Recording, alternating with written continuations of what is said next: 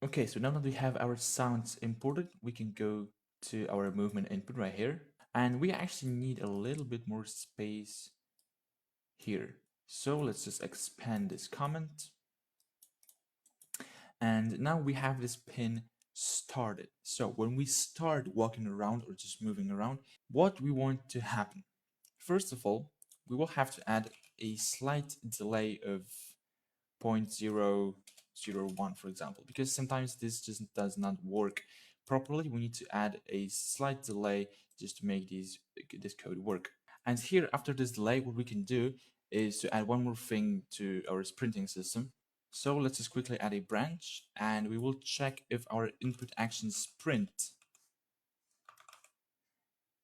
this one, is active. So if we enter the movement, if we press W, A, S, or D, and we are holding Shift, then we want to sprint start or sprint enter. So now let's actually create a function for our footsteps. So let's just create a new function called footsteps. And before I forget, let's go back to event graph and let's place this function somewhere here.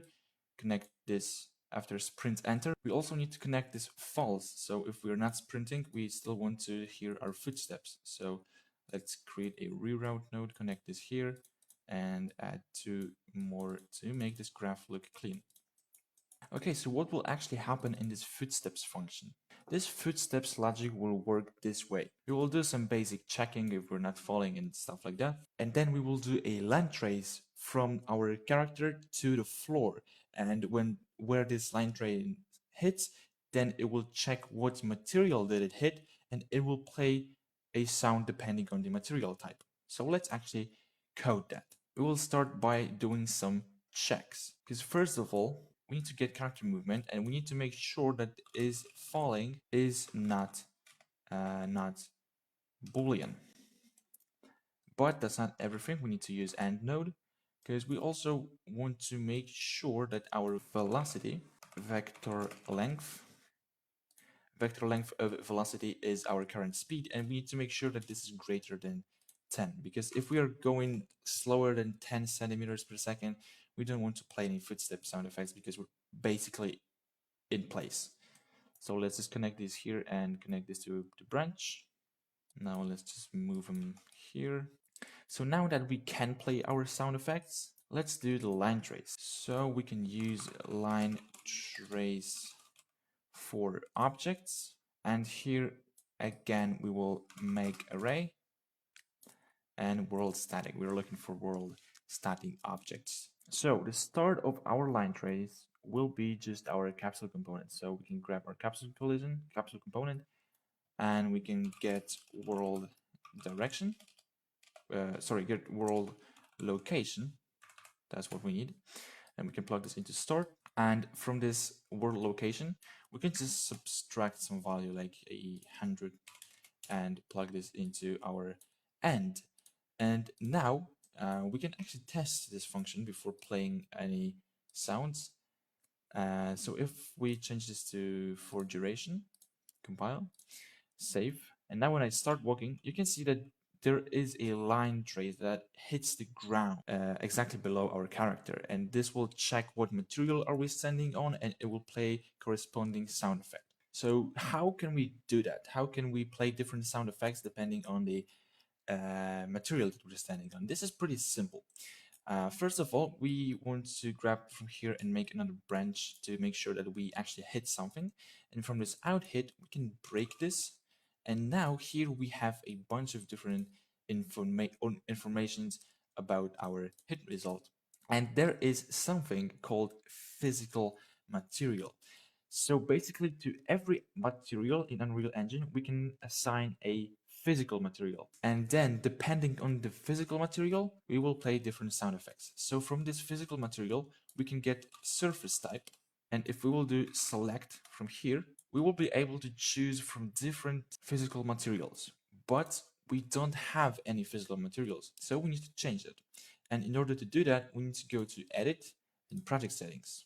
Now here, if you'll search for physical, you can see we have physical surface. That's what we're looking for. And all we need to do is to just type our physical materials that we want. So we will start with grass.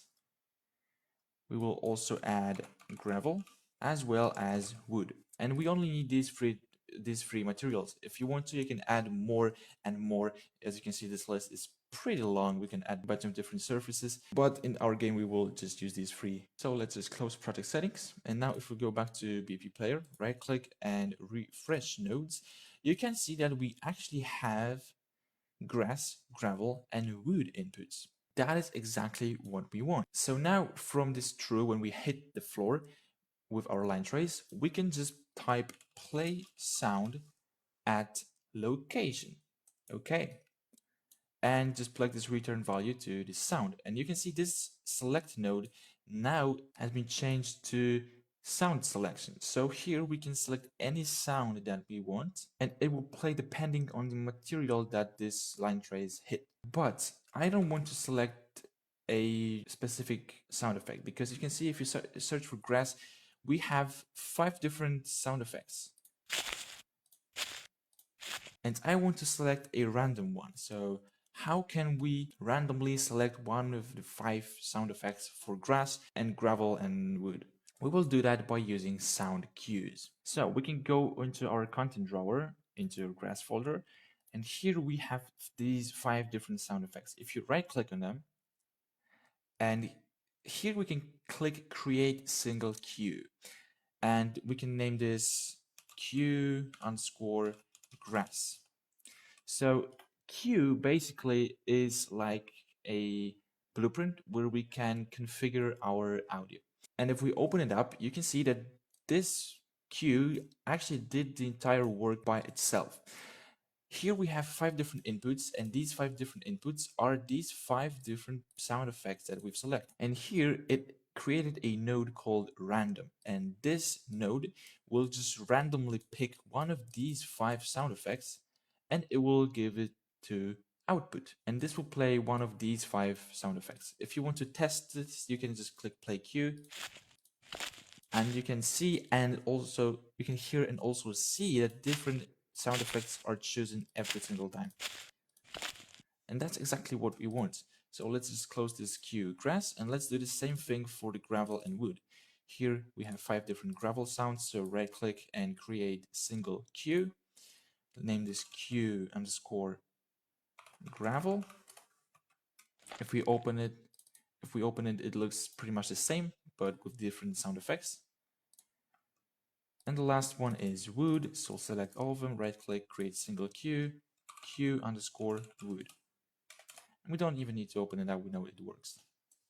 So now we can select these cues on the select node. So the default should be grass, I think. The default is only if we will step into a material that has no physical material assigned. So let's just apply grass, and here grass as well. Gravel is gravel, obviously, and wood is wood. Wood will be used for this wooden hat and wooden cabin. So this play sound at location requires a specific location to play the sound.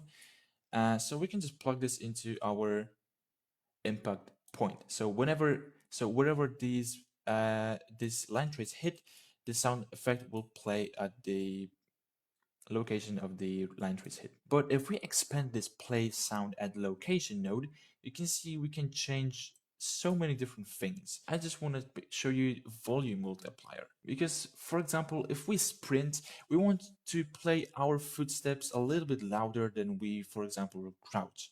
So how we can do that? Super simple. We will just grab from this volume multiplier and do select float. Now we can collapse this node. So we can check if we are sprinting. And if we are sprinting, so pick A, we can play this sound at 1.3. So this is 130%. And if we don't sprint, we can do another select float and check if we are crouching. So let's go to crouching, is crouching. And if we are crouching, we can play this a little bit quieter, so 0.7, 70%. And when we're not crouching, not sprinting, we're just walking, so we can type 1, so it will be 100%.